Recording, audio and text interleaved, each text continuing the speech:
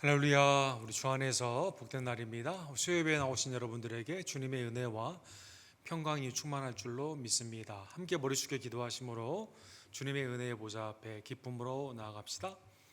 사랑과 자비가 풍성하신 하나님 아버지, 예수 그리스도의 보혈로 우리를 새 언약의 백성으로 삼아주시고 죄 사함의 은혜와 부활을 통한 하나님의 영생의 축복을 독생자 예수 그리스도의 놀라운 그 은총을 통해 우리에게 주심에 감사를 드립니다. 오늘도 주의 피값으로 사신 우리 교회가 하나님의 은혜를 상고하며 믿음 가운데 말씀을 배우며 주의 말씀을 준행하기 위해 오늘도 예배 가운데 나왔사오니 하나님 우리의 예배를 연락하여 주시옵소서. 말씀을 비추어 나의 죄를 회개하고 하나님이 나를 구원의 사역 가운데 불러줬음에 감사하며 믿음으로 순종하는 하나님의 복된 백성들 되기를 간절히 원합니다.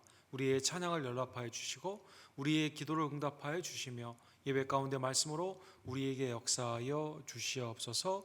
우리의 모든 만물의 주가 되시는 우리의 유일한 구원주 예수 그리스도의 이름으로 간절히 기도드립니다.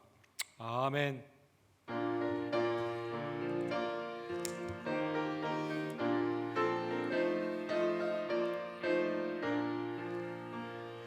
죄에서 자유를 얻게 함은 보혈의 능력, 주의 보혈. 시험을 이기고 승리하니 참 놀라운 능력이로다. 주의 보혈 능력이 있도다. 주의 피 믿으오. 주의 보혈 그 어린 양의 매우 귀중한 피로다.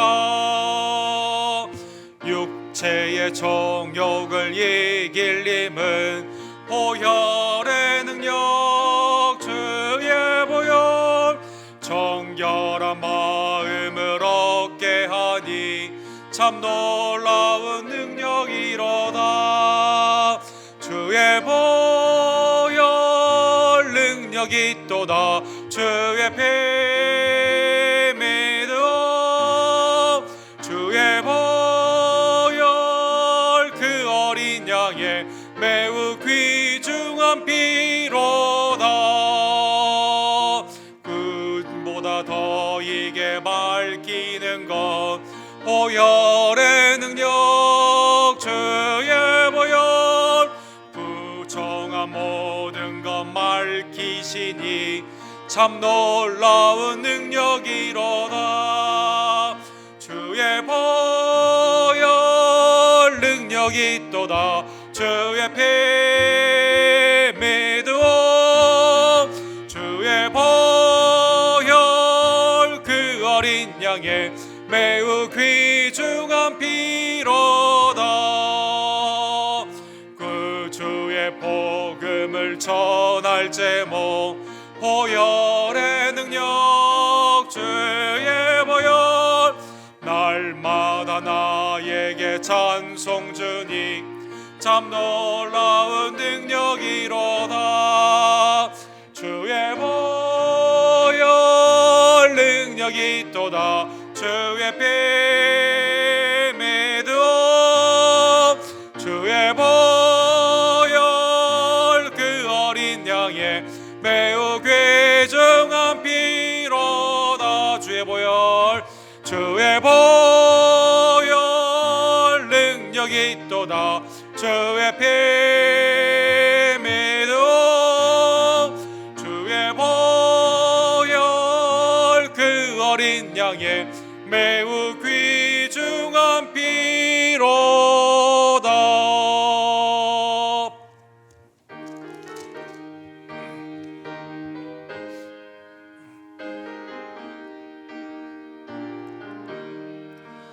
예수가 함께 계시니 시험이 오나 겁없네.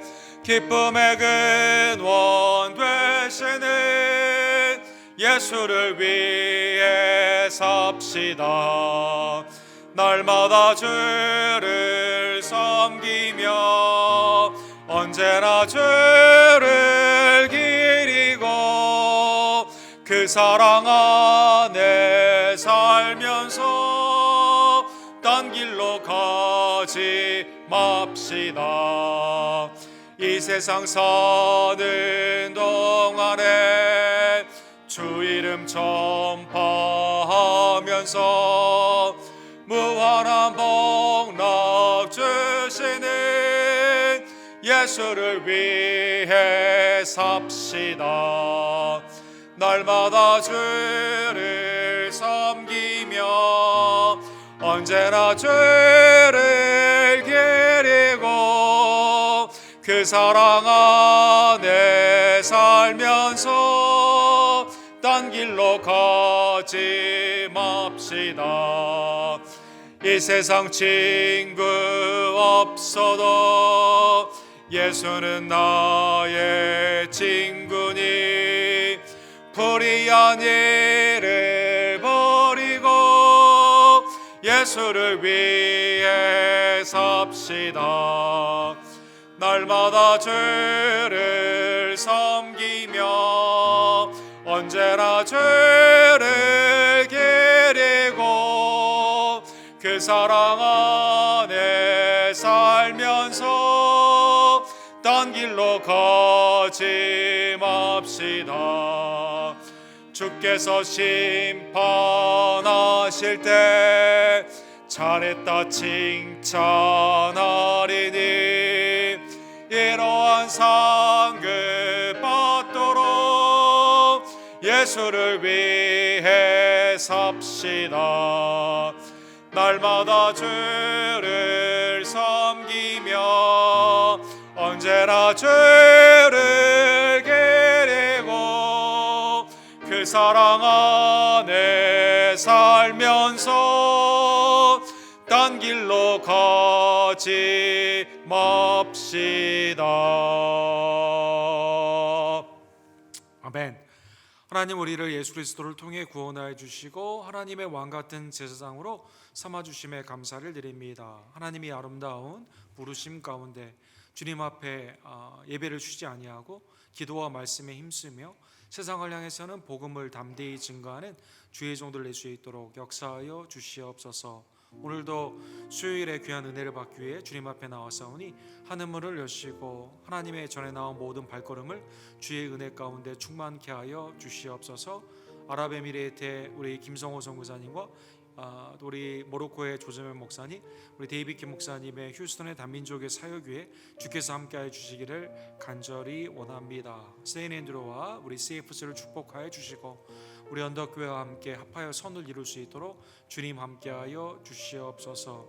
말씀과 기도 가운데 하나님 앞에 항상 깨어 있으며 주님의 이름으로 사랑하며 하나님의 뜻을 온전히 증거하는 빛과 소금의 공동체로 우리 언덕교회를 축복하여 주시옵소서. 특별히 각순과 선교회와 팀의 사역 가운데 주께서 함께해 주시고 말세의 때에 모이기 힘쓰는 하나님 안에 아름다운 공동체의 모습이 나타날 수 있도록 주님 함께하여 주시옵소서. 연약한 우리의 지체들, 우리 한규 형제, 또 이희조 권사님, 이선문 목사님, 김영호 성도님과 조교 집사님, 정인혜 집사님, 성유코베 집사님, 황영희 집사님, 이분이 어머니, 권현수 권사님, 안정자 권사님, 하나님의 은혜로 이 시간 회복시켜 주시고 강건케 하여 주시옵소서. 하나님, 우리의 자녀들에게 학업 가운데 하나님의 지혜와 총명으로 승리할 수 있도록 지혜 가운데 주께서 함께하여 주시옵소서. 주여 삼상 우리 크게 외치고 주께 나갑시다. 주여, 주여, 주여. 사랑과 자비가 풍성하신 하나님 아버지, 하나님 우리의 죄를 그리스도의 이름으로 사하여 주시고 십자가와 부활의 능력으로 이제는 주님을 따라 쫓게 하심에 감사를 드립니다.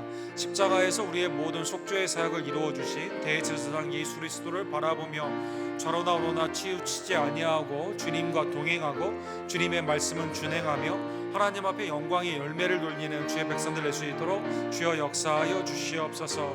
그리스도의 편만하신 은혜가 이 땅의 질병과 전쟁과 전염병에서 쉽게 회복되기를 간절히 원합니다. 사랑하는 우리 김성호 선교사님과 조재현 목사님, 우리 데이비드 목사님의 사역위에 주께서 함께하여 주시고 교단의 의지와 내지의 선교사님 위에 하나님의 놀라우신 은혜가 나타날 수 있도록 주님 함께하여 주시옵소서. 세인앤드류와 CFC와 우리 교회가 한마음 한뜻이 되어 주님의 은혜 가운데 온전히 자라나며 하나님의 뜻을 이루는 복된 공동체 되기를 간절히 원합니다. 하나님의 편만하신 은혜가 각 팀과 선교회와 순으로 나타나기를 간절히 원합니다.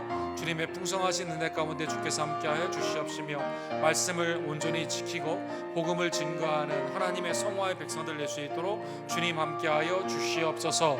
연약한 우리의 지체들을 주님 굽어 살펴주시고 하나님의 은혜 안에서 회복되고 온전케 되는 귀한 은혜를 주님 허락하여 주시옵소서. 우리의 자녀들을 주님께서 긍휼히 여겨 주시며 하나님을 향한 경외의 믿음 가운데 세상이 주지 않는 지혜와 능력으로 온전히 승리하는 우리의 자녀들 되기를 간절히 원합니다. 오늘도 하나님의 은혜의 말씀을 사모하며 수요예배로 나온 모든 지체들의 발걸음을 주님 이 시간 축복하여 주시옵소서. 아멘.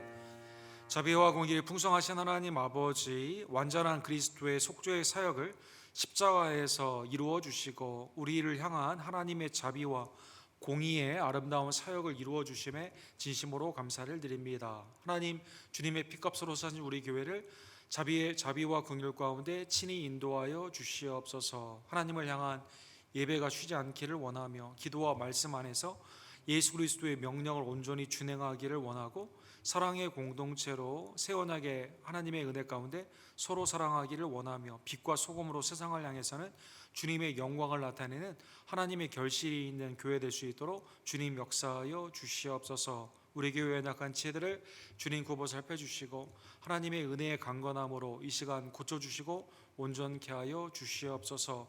선교사님들에게 새 힘을 더하여 주시옵시며 세인앤드류와 CFC와 우리 교회가 합력하여 선을 이루기를 간절히 원합니다.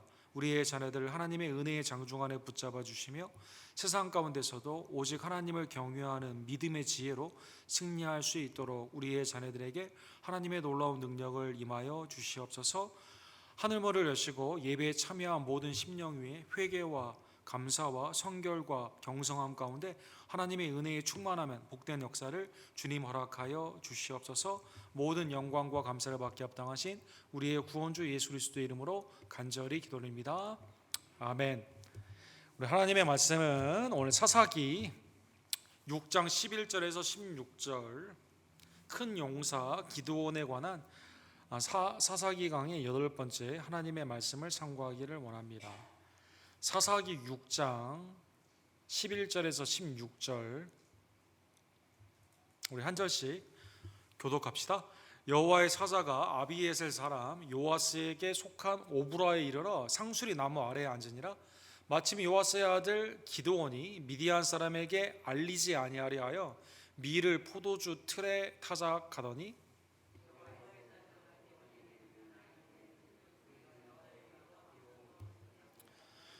기드온이 그에게 대답하되 오 나의 주여 여호와께서 우리와 함께 계시면 어찌하여 이 모든 일이 우리에게 일어나나이까? 또 우리 조상들이 일찍이 우리에게 이르기를 여호와께서 우리를 애굽에서 올라오게 하신 것이 아니냐 한 그 모든 이적이 어디 있나이까? 이제 여호와께서 우리를 버리사 미디안의 손에 우리를 넘겨 주셨나이다 하니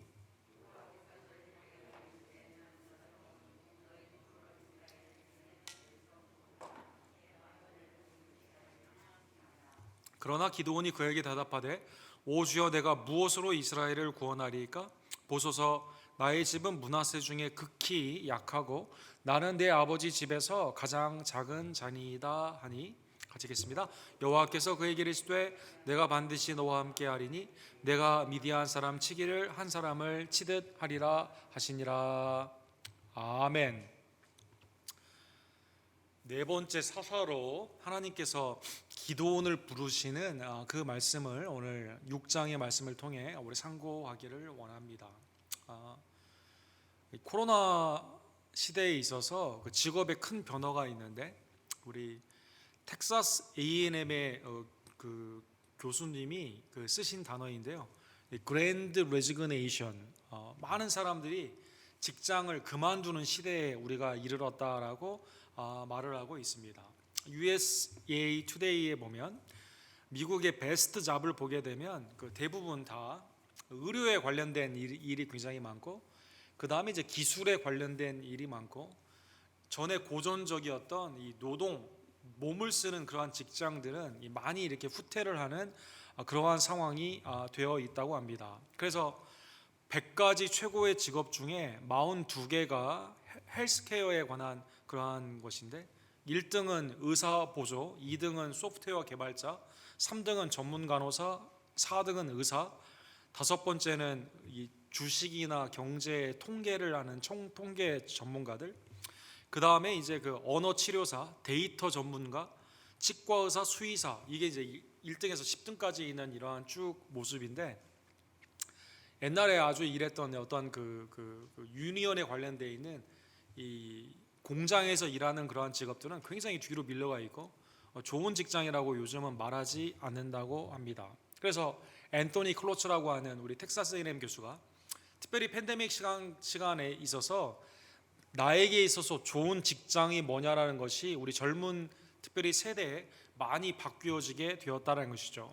전에는 뽑아주기만 하면 시키는 대로 내가 열심히 일하겠습니다, 그런 직장의 문화가 있었다는 것입니다. 그래서 직장에 보통 가면 이게 평생 직장이 되고 내가 여기서 은퇴를 해야겠다라는 마음으로 일을 많이 했다라고 합니다. 그러나 지금 21세기에 특별히 팬데믹의 기간 동안에는 이 회사가 나의 강점이나 재능이 어떻게 부합되는가, 이 회사의 관점이 아니라 나의 관점에서 나의 삶의 의미는 이 회사에서 만족을 이룰 것인가, 가족에 보내는 시간이나 퀄리티에 있는 질적인 삶이 보장이 되는가, 요즘은 더 나아가서 이 회사가 사회에 공헌을 하고 있는가, 이런 것들을 다 이게 봐가지고 직장을 선택한다고 합니다.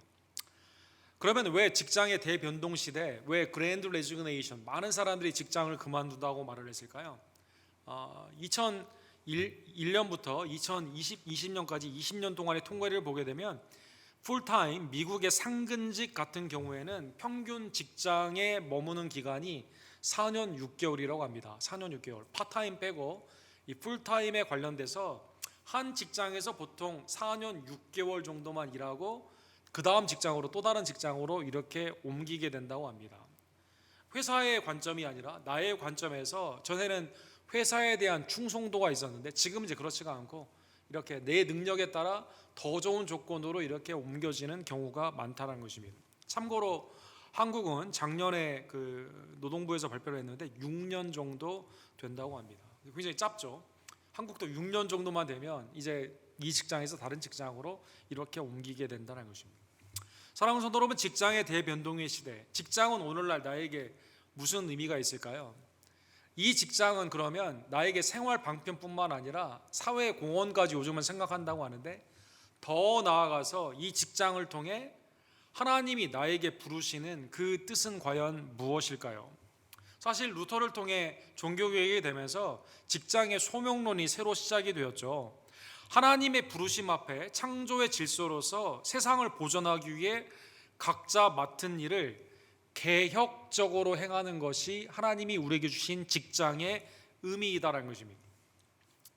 그래서 이러한 오늘날 직장을 많은 사람들이 바꾸기도 하고 옮기기도 하고 또 쉽게 그만두기도 하고 거기에 따른 내 의미를 부여하여 조금은 더 내 개인, 가정, 더 나아가서는 사회에 유익한 일을 하고자 하는 그러한 모습 가운데 하나님이 내게 주신 그 소명, 매일의 삶 가운데 부르신 소명이 무엇인가가 다시 한번 상고해야 되는 그러한 시대에 우리는 살고 있는 것입니다. 오늘 본문에 보면 드보라 사사를 통해서 이스라엘이 이제 그 하나님의 은혜로 40년 동안의 평강을 누리게 됩니다.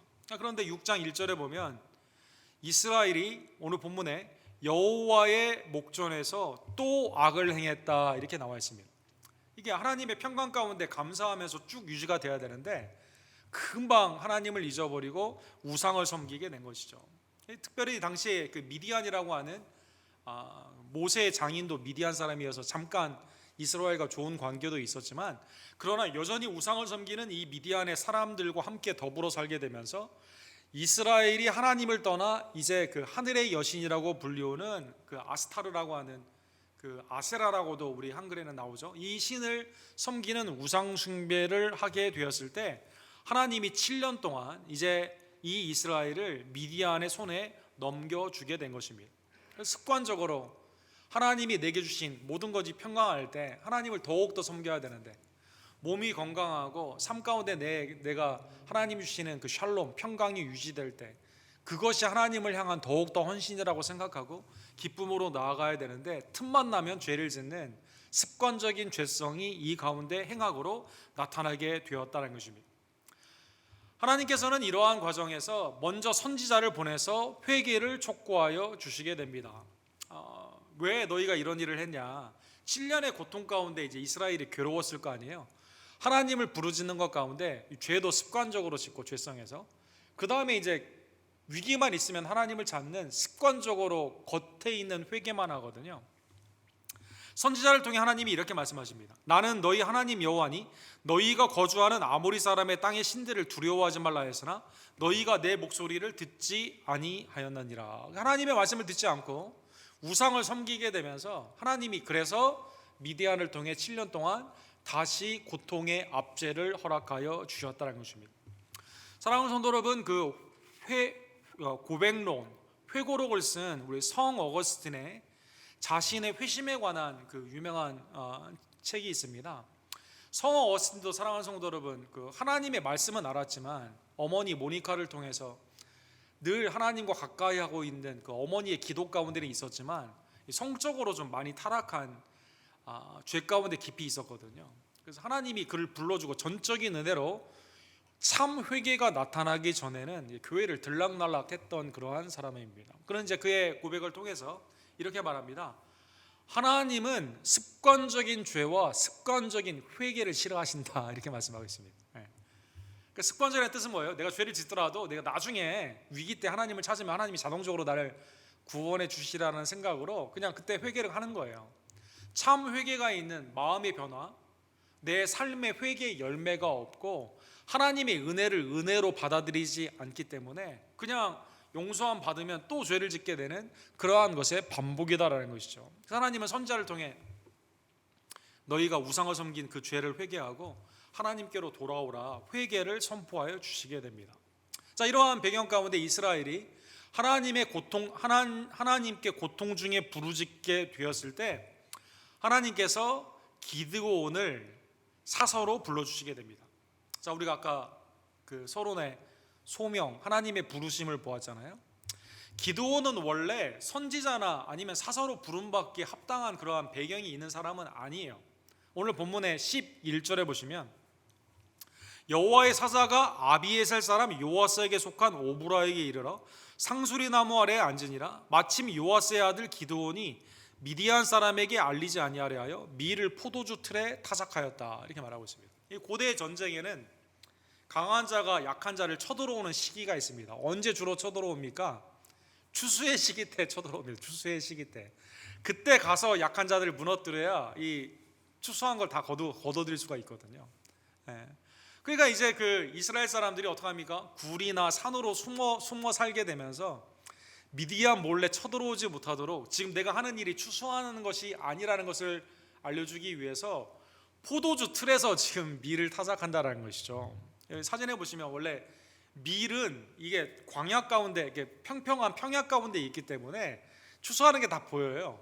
이걸 몰래 따올 수가 없습니다. 이건 이제 그 이집트 피라미드에서 발견된 그 그림인데 이건 다 알 수가 있거든요. 그러니까 이제 그걸 보이지 않기 위해서 포도주 틀 뒤에 숨어가지고 이제 타작을 하게 되는 비참한 모습이 있었다는 거죠. 그러니까 미디안을 두려워하는 거죠. 하나님의 사사로서 세움을 받을 만한 그런 배경이 아닙니다. 여러분, 오늘 본문에 보면 요아스가 계속 반복이 되잖아요. 요아스라고 하는 이 뜻은 절망한다라는 뜻입니다. 절망한다. 아버지의 이름이 요아스예요. 요아스. 절망. 그러니까 이 기드온은 절망의 아들이에요. 그러니까 삶 가운데 지금 어려움을 워낙 많이 겪다 보니까 내가 뭘 추수를 해도 빼앗기게 되고 다 약탈을 당하는 그러한 상황 가운데 숨어서 미디안에 숨어 지금 타작을 하고 있는데 하나님의 그 천사가 나타나 가지고 그 가운데 있게 된 것입니다. 그런데 오늘 본문 12절에 보면 이렇게 두려워하여 지금 미디안 사람들을 피해 있는 이 기드온을 향해서 12절에 보면 하나님께서 이 사람을 어떻게 부릅니까? 여호와의 사자를 통해 큰 용사여 여호와께서 너와 함께 계시도다 이렇게 말하고 있습니다. 본문에 나오는 큰 용사다라는 단어가 매우 중요하죠. 지금 농부거든요. 두려워서 지금 포도주 틀에서 지금 밀을 타고 있고 아버지의 이름은 절망이고 지금 용사라고 하기에는 용맹성이 전혀 없거든요. 사랑하는 성도 여러분, 이 단어가 구약에 2번 더 사용이 되는데 그 중에 한 번이 이제 그 여호사벳의 전쟁에 나가서 승리하는 가운데 엘리아다라는 사람의 이름 가운데 나와 있습니다. 베냐민에 속한 역대하 17장에 보게 되면 베냐민에 속한 자 중에 큰 용사 엘리아다는 활과 방패를 잡은 자 20만 명을 거느렸고 그 다음은 여호사밧이라 싸움을 준비한 자 18만 명을 건드렸더라. 큰 용사라는 뜻은 대장이라는 뜻, 대장. 전쟁에 나가서 맨 앞에 나가서 대장으로 싸우는 것. 또 한 번의 경우는 언제 하냐면 솔로몬이 여로보암을 부를 때 큰 용사라고 합니다. 그렇죠? 여로보암이 반역하기 전에 이스라엘에서 최고 장군이었거든요. 그래서 오늘 본문에 나오는 Great Warrior, Mighty Man이라는 뜻은 너는 대장이다 이런 뜻입니다. 그러니까 기드온이 생각했을 때는 깜짝 놀랐겠죠. 그 다음에 두 번째 오늘 우리가 간과하지 않아야 되는 것은 본문에 보면 여호와께서 너와 함께 계시니라 이렇게 말하고 있습니다. 인간적으로 봤을 때는 부끄럽고 지금 수치 가운데 사람들이 보기 싫어가지고 그 미디안 사람들을 피해가지고 지금 비겁하게 타작을 하고 있지만 하나님의 눈에는 그가 강한 용사가 되는 이유가 뭡니까?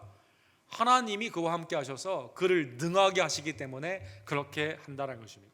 그래서 하나님의 부르신 가운데 비겁한 농부에서 이제 우리가 다음 주 또 그 다음 주에 보게 되는 기드온의 300용사를 통해 이제 미디안 군대를 일으키게 되는 이 변화의 과정, 이 과정의 가장 핵심은 뭡니까?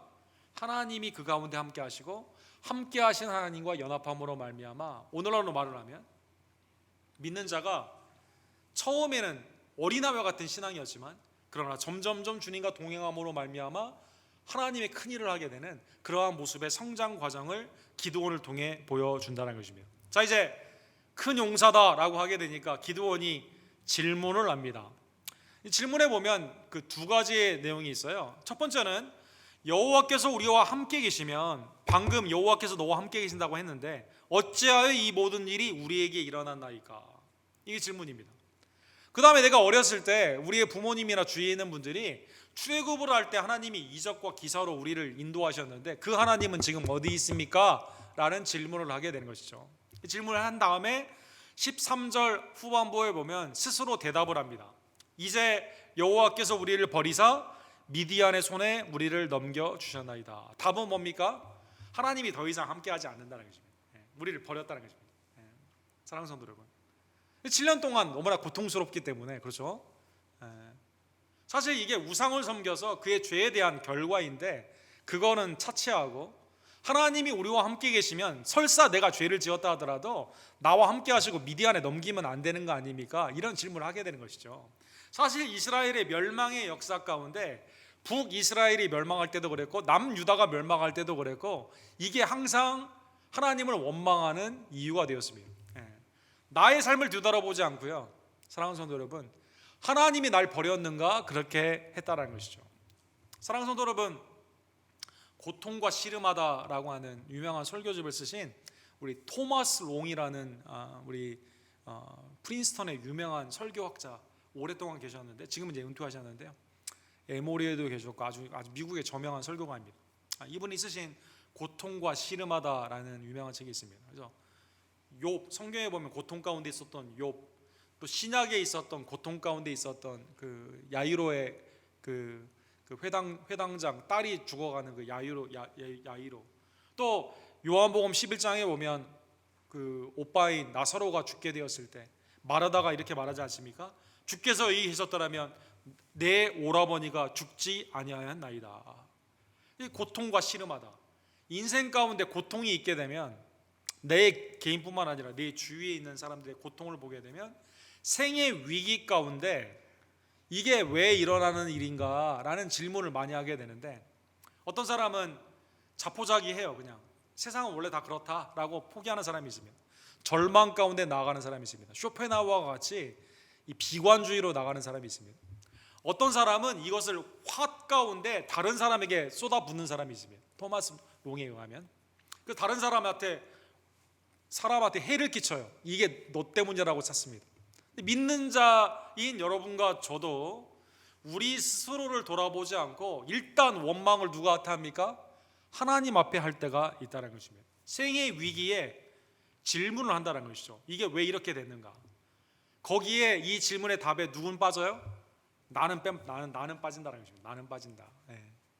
사랑하는 성도 여러분, 하나님의 은혜 가운데 여러분과 제가 평안할 때뿐만 아니라 위기에 있을 때 하나님이 이 가운데 함께 하시고 하나님이 이 일을 통해 나에게 원하시는 변화의 모습이 있고 하나님이 이 일을 통해 나에게 가르쳐 주시는 교훈이 있고 하나님이 이 일을 통해 영광을 나타낼 수 있는 하나님의 도구로서 사용받을 수 있는 것을 우리는 성찰을 하면서 위기 때 질문을 하되 원망과 불평의 질문, 포기하는 비관적인 것이 아니라 다른 사람에게 책임을 전가하여 푸는 그러한 것이 아니라 하나님이 나를 버렸다고 하는 그러한 표현이 아니라 하나님이 이 일을 통해 어떻게 나를 변화시키시고 나를 통해 하나님의 은혜 가운데 어떻게 세상 가운데 영광을 나타내실 것인가, 우리는 그렇게 생각해야 한다는 것이죠. 이게 고통과 씨름하게 되는 가장 큰 믿는 자의 목적이 된다는 것입니다. 그래서 오늘 본문에 보면 2절에 하나님께서 하나님 우리 버리지 않았습니까? 라고 하니까 하나님이 이렇게 말씀하십니다. 여호와께서 그를 향하여 이르시되, 그러니까 하나님의 종 메신저 천사가 와서 그 가운데 말을 하는데 이게 지금 하나님과 동격으로 이렇게 표현이 되죠. 너는 가서 이 너의 힘으로 이스라엘을 미디안의 손에서 구원하라. 내가 너를 보낸 것이 아니냐, 이렇게 말씀하십니다. 지금 하나님 우리를 버리셨다고 말을 하는 이 기드온에게요, 하나님이 그래서 내가 너를 세운 거 아니냐, 이렇게 말하는 겁니다. 야, 그래서 네 능력, 지금 네가 비겁하게 농부로 비겁하게 포도주 틀에서 지금 밀을 타작하고 있는데 너 그레이트 마이리 워리어로 내가 너를 세우고 너를 보내는 거 아니냐, 구원의 사사로 세우는 거 아니냐, 그렇게 말씀하여 주시게 되는 것이죠. 사랑하는 성도 여러분, 오늘 본문에 보면 이스라엘을 미디안의 손에서 너의 힘으로 구원하라, 이렇게 되어 있습니다. 그렇죠? 지금 힘이 하나도 없는데 그렇게 말하고 있어요. 이 뜻은 무슨 뜻일까요? 하나님이 힘을 주신다는 뜻이죠. 하나님이 힘을 주신다는 뜻이죠. 하나님이 큰 용사로 만들어 주신다는 것입니다. 그래서 하나님이 나와 함께 하시고 이 변화의 과정 가운데 나를 쓰시기 때문에 나는 주님과 연합하며 믿음 가운데 순종해야만 된다는 것입니다. 사무엘상 23장에 보면 이제 그 블레셋 사람들이 이제 그일라라는 곳에 쳐들어와 가지고 다윗이 이제 그 전쟁에 나가 있는 상황 가운데 뒤에 후방을 쳐 가지고 이 아낙녀들을 다 데려가고 이 불을 지르는 이 사건이 있었습니다. 이때 다윗이 기도하는데 블레셋 사람들을 쳐야 됩니까? 라고 하게 되었을 때 하나님이 이렇게 말씀하세요. 여호와께서 다윗에게 이르시되 가서 블레셋 사람을 치고 그일라를 구원하라. 성경에 보면 하나님의 종에게 구원하라 라고 표현한 이 표현이 많이 없어요. 모세에게 한 번 있었고 다윗에게 있었고 오늘 본문에 보면 기드온에게 있다는 것이죠. 기드온에게. 그러니까 네 번째 사사인 기드온은 하나님의 이 부르심이 엄청난 부르심이죠.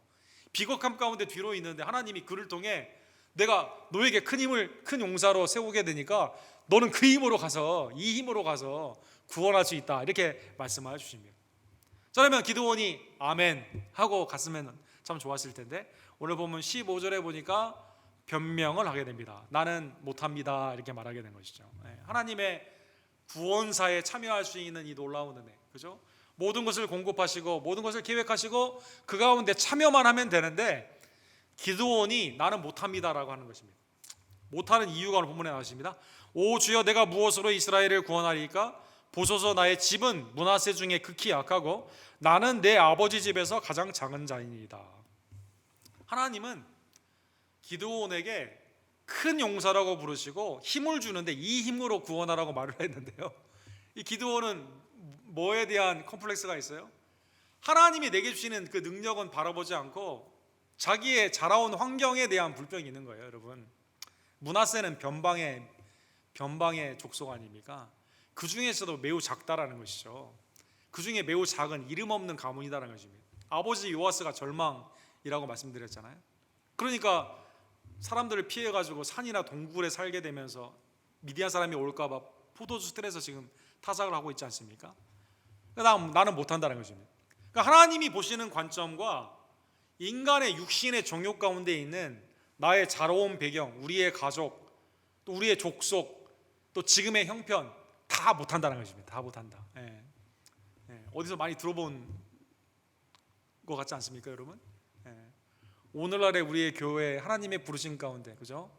헌신의 그 자리 가운데 일단 하나님이 내게 주시는 그 은혜를 바라보지 못하고 일단 무조건 거절을 하게 되는 우리의 모습과 상당히 비슷하다는 것입니다. 사랑하는 성도 여러분, 기도원만 그랬던 건 아니에요. 모세도 그랬습니다. 사랑하는 성도 여러분, 모세도 적어도 3번 같은 이유로 하나님의 보내심, 하나님의 그 구원자로서의 부르심을 3번이나 그는 피한 것을 볼 수가 있습니다. 출애굽기 4장 한 번 있었고 출애굽기 6장에 2번이 있어요. 6장 12절과 6장 30절에 이렇게 되어 있습니다. 내용은 다 똑같습니다. 나는 입이 둔한 자오니 바로가 어찌 내 말을 들으리까. 나는 입이 둔하기 때문에 이스라엘 백성들도 안 들을 것이며 세계 최대 강국인 바로, 내가 한때 거기에 왕자로 있었지만 그 세력이 얼마나 큰지 알기 때문에 나는 말 못한다, 이렇게 말하는 것이죠. 사실 왕자로서 훈련을 받았기 때문에 왜 말을 못하겠어요? 최고의 지식을 배웠는데 훈련을 받았는데 왜 못하겠습니까? 그러니까 무서운 거죠. 미디안이 무서운 거고 애굽이 무섭기 때문에 그랬다는 것입니다. 예레미야 1장에 보면 하나님께서는 이미 예레미야가 태어나기도 전에 예레미야를 선지자로 이미 부르신 하나님의 은혜 가운데 그를 보내시는 사건 가운데 예레미야가 이렇게 말합니다. 슬프도소이다 주 여호와여, 보소서 나는 아이라 말할 줄을 알지 못하나이다. 이 본문에 나이가 어리다는 뜻이 아니에요. 아이처럼 말을 그러니까 지혜와 지식이 부족하기 때문에 나는 말 못한다라고 말을 합니다. 사실 예레미야가 말이 능숙하고 그 말을 잘 현학적으로 말하기 때문에 선지자가 된 건 아니거든요. 선지자는요, 하나님이 보여주신 환상을 그냥 그대로 말을 하면 됩니다. 하나님이 회개를 촉구하게 되었을 때 회개를 두려움 없이 말을 하면 됩니다.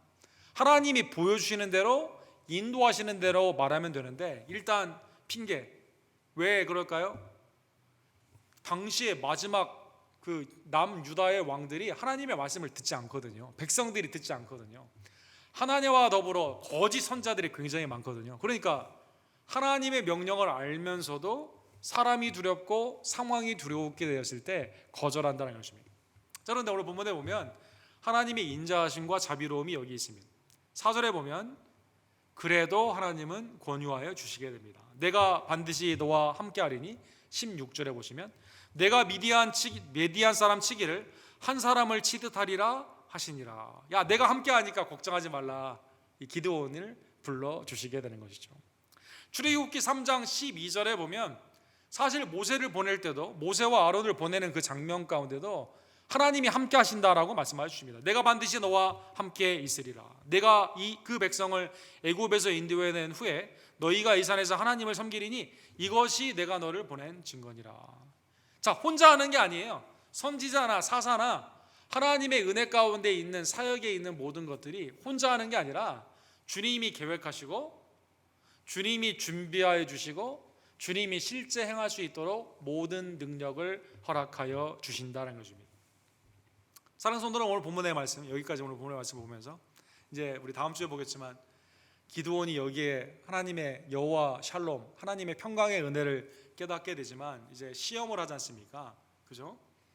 그 이슬이 내릴 때 양털을 적게 하고 한 번은 젖지 않게 하는 이제 그 시험을 하지 않습니까? 이제 다음 주 우리가 보도록 하고 오늘 본문의 여기까지 말씀을 통해서 부르심에 대해서 우리의 소명에 대해 한번 생각해 보기를 원합니다. 첫 번째로 오늘 본문의 말씀을 통해 하나님께서 우리의 구원주로 예수 그리스도를 보내주시는데 하나님의 그 놀라우신 구원의 계획과 집행 가운데 그리스도께서 십자가까지 순종하셨음에 여러분과 제가 감사하는 주의 종들 되기를 원합니다. 요한복음 3장 17절에 보면 하나님이 그 아들을 세상에 보내신 것은 세상을 심판하려 하심이 아니요 그로 말미암아 세상이 구원을 받게 하려 하심이라. 하나님이 예수 그리스도를 우리에게 보내주셨어요. 그렇죠?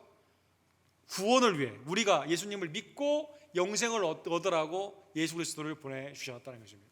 그런데 이 중요한 사역이 어떻게 이루어지게 됩니까? 주님이 그 보내심 가운데는, 그 부르심 가운데는 십자가를 지시는 그 은혜의 사역, 그걸 위해 십자가에서 생명을 드려 주셨다는 것입니다. 그래서 히브리서 기자가 이렇게 말하죠. 5장 8절과 9절에 보면 그가 아들이시면서도 받으신 고난으로 순종함을 배워서 온전하게 되셨은즉 자기에게 순종하는 모든 자에게 영원한 구원의 근원이 되셨다, 이렇게 말씀하고 있습니다. 그리스도의 이 십자가의 사역이 우리의 구원의 근원이 된 거죠. 그런데 이 십자가의 은혜를 받은 자에게 무엇을 가르쳐 줍니까? 순종하는 자에게 이렇게 되십니다. 순종. 그러니까 주님의 순종은 우리가 그의 순종함으로 말미암아 구원의 근원이 되게 하시는 것이죠. 그래서 우리를 위해 십자가까지도 순종하신 예수 그리스도께 감사하고, 우리가 그리스도의 말씀에 순종하게 되었을 때 하나님이 이 놀라운 구원의 은총이 우리 가운데 이 이름을 다시 한번 깨달으며 예수 그리스도께, 보내신 하나님 아버지, 그 보내심을 받은 예수 그리스도께 감사하는 주의 종들 되기를 간절히 원합니다. 두 번째로, 예수 그리스도께서 이 구원의 사역을 위해서 우리를 버리지 아니하시고 갈릴리의 제자를 부르시는 것처럼 동일한 부르심 가운데 하나님의 은혜로 우리를 불러주셨음에 감사하는 주의 종들 되기를 간절히 원합니다. 성경에 보면 불렀다, 이걸 콜링이라고 하지 않습니까? 한문으로 이것을 소명이다, 이렇게 말을 하게 되는 것이죠. 소명은 다른 뜻이 아니라 왕이 종을 부르는 거예요. 어떤 사역을 맡겨주기 위해서 종을 부르게 됩니다. 사랑하는 성도 여러분, 하나님이 우리 여러분과 저를 그리스도를 통해 불러주셨는데 성경에 보면 부르심이 특별히 한 4가지 정도로 이렇게 나와 있습니다. 첫 번째로 로마서 1장, 고린도전서 1장에 보면 여러분과 저를 어떻게 불러주셨습니까? 성도로 불러주셨다는 거죠. 성도로 불러주셨다. 거룩한 하나님의 백성, 그리스도를 통해 이제 의롭다 칭해 주시고 하나님의 거룩한 백성으로 불러주시게 되는 것이죠. 하나님의 사랑하심을 받고 성도로 부르심을 받은 모든 자에게 하나님 아버지, 우리 아버지와 주 예수 그리스도로부터 은혜와 평강이 너희에게 있기를 원하노라. 성도로 우리가 부름을 받은, 구원의 은총으로 구원을 받은 거죠. 두 번째로는요, 각양의 은사를 주셔서 여러분과 저에게 하나님이 우리에게 직분을 통해 우리를 불러주시게 됩니다. 그렇죠? 구약에는 선지자로, 사사로, 또 신약에는 사도로, 지금은 각양의 은사를 통해 목사나 교사나 교회에 있는 장로님이나 권사님이나 집사님이나 여러 직분으로 사역으로 우리를 불러주신다는 것입니다. 더 나아가 하나님께서는요, 여러분과 저를 교회로 불러주신다는 것입니다. 골로새서 3장 15절에 보면 그리스도의 평강이 너희 마음을 주장하여라. 너희를 평강을 위하여 한 몸으로 부르심을 받았나니 너희는 또한 감사하는 자가 되라. 하나님의 은혜 가운데 교회, 머리 대신 예수 그리스도의 그 몸으로, 교회로 우리는 부르심을 받았다는 것입니다. 그 다음에 마지막으로 사랑하는 성도 여러분, 여러분과 저는 어떻게 부르심을 받았습니까? 하나님의 영적인 사역을 위해 주님의 일꾼, 그리고 주님의 병사, 주님의 용사로 부름을 받았다는 것입니다. 그래서 믿음으로 나아가 세상과 싸웁니다. 하나님의 성령의 검인 말씀을 통해 세상과 싸워 이기게 됩니다. 이 부르심은 그냥 가만히 이 땅에서 구원을 받았기 때문에 내 영화를 누리면서 끝나는 그게 아니라 하나님의 구원사에 직접 우리가 참여하여 프론트 라인에서, 그렇죠? 직접 우리가 하나님의 뜻 가운데 주님과 동행하며 대장 예수와 함께 우리가 같이 싸우는 싸움이라는 것입니다. 로마서 11장 29절에 보면 하나님은 여러분과 저를 그리스도 안에서 구원하시고 성령을 통해 회심을 통해 영생케 하시고 그 하나님의 은혜로 우리가 이제 그 본어겐 주님의 부활의 은총 가운데 나아가게 되는 거듭남의 중생의 은혜를 받지 않았습니까? 성도와 직분과 교회와 용사로 부름을 받는 이 부르심 가운데 하나님은 후회하지 않으신다는 것입니다. 하나님이 인간이 아니시기 때문에 시건하거나 후회하시는 분이 아니에요. 로마서 11장 29절에 보면 하나님의 은사와 부르심에는 후회하심이 없느니라. 너희가 전에는 하나님께 순종하지 아니하더니 이스라엘이 순종하지 아니함으로 이제 긍휼을 입었느니라. 구약의 유대인들, 신약에 있어 이방인들, 또 유대인이나 이제 인종을 차별하지 않고 그리스도 안에 있는 믿음으로 구원받는 하나님의 그 부르심 안에는 후회가 없다는 거예요. 후회가 없다. 이 민족은 부르지 말걸. 얘는 내가 구원하지 말걸.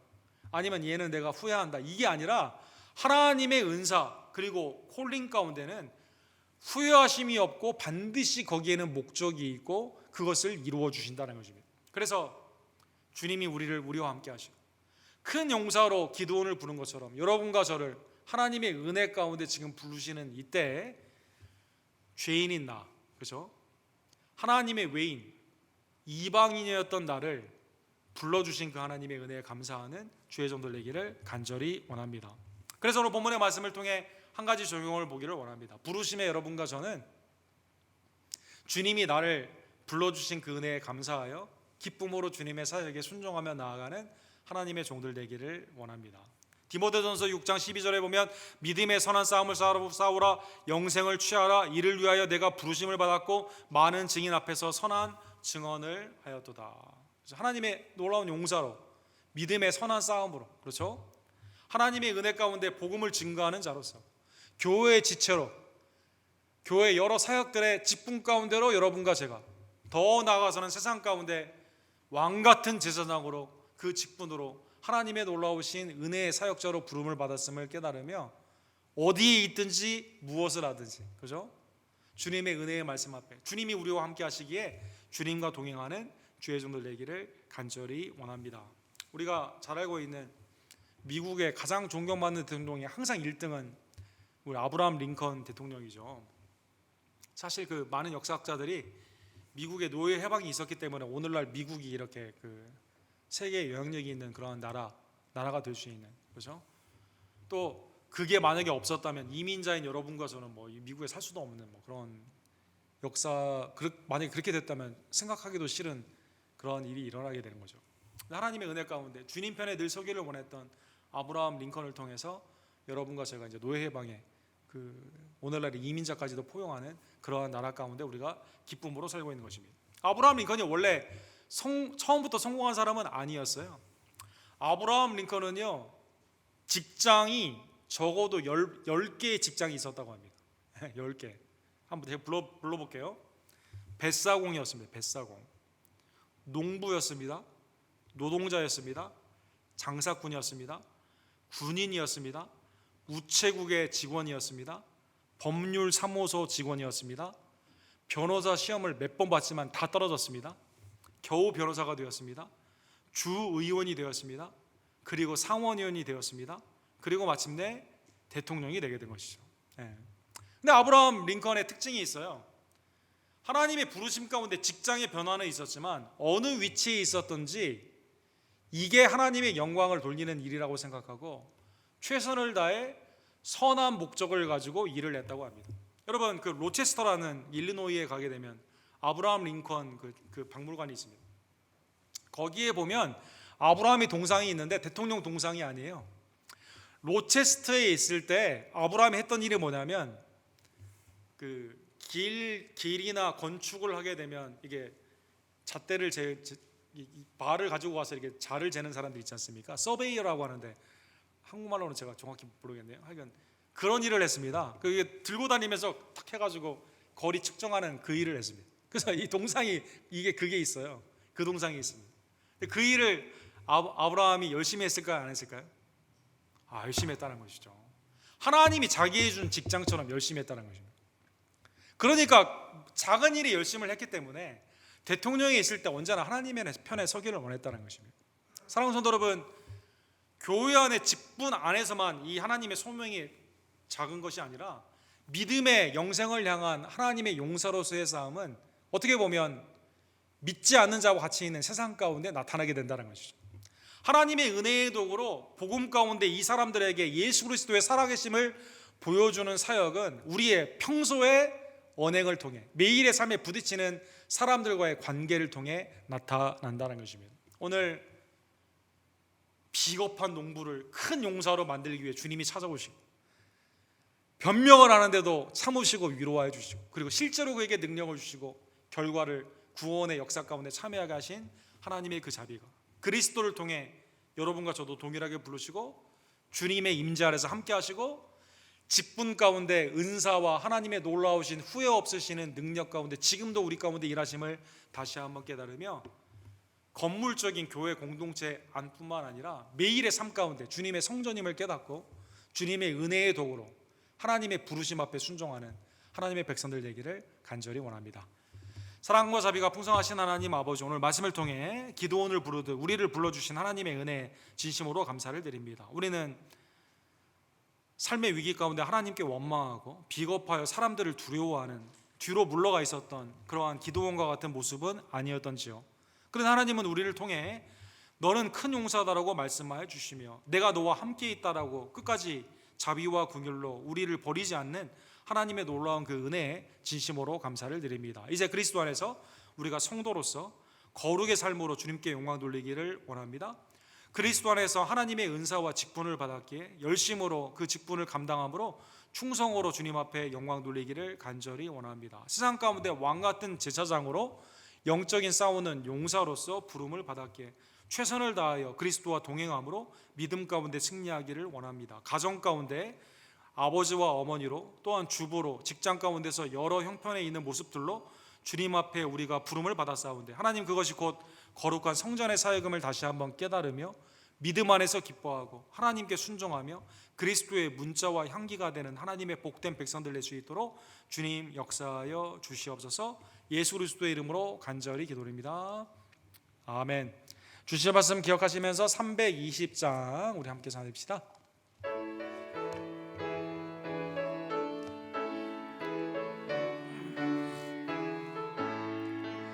나의 죄를 정케 하사 주의 일꾼 삼으신 구세주의 넓은 사랑 항상 찬송합니다.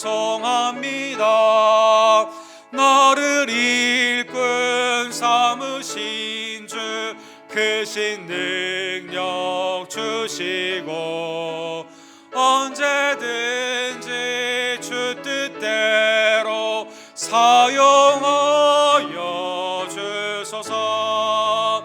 내게 부어주시려고 은혜 예비하신 주 주의 은혜 채워주사 능력 있게 하소서.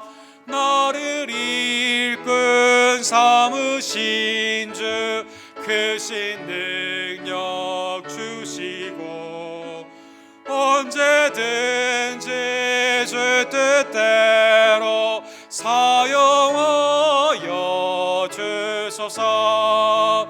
죄의 짐을 풀어주신 주의 능력 크도다. 나를 피로 사신 예수 내 마음속에 오소서. 나를 일꾼 삼으신 주 크신 능력 주시고 언제든지 주 뜻대로 사용하여 주소서. 주여 내게 성령으로 충만하게 채우사 생명수가 강물처럼 흐르게 하옵소서. 나를 일꾼 삼으신 주 크신 능력 주시고 언제든지 주 뜻대로 사용하여 주소서. 아멘. 다 같이 일어서셔서 축도로 예배를 마칩시다.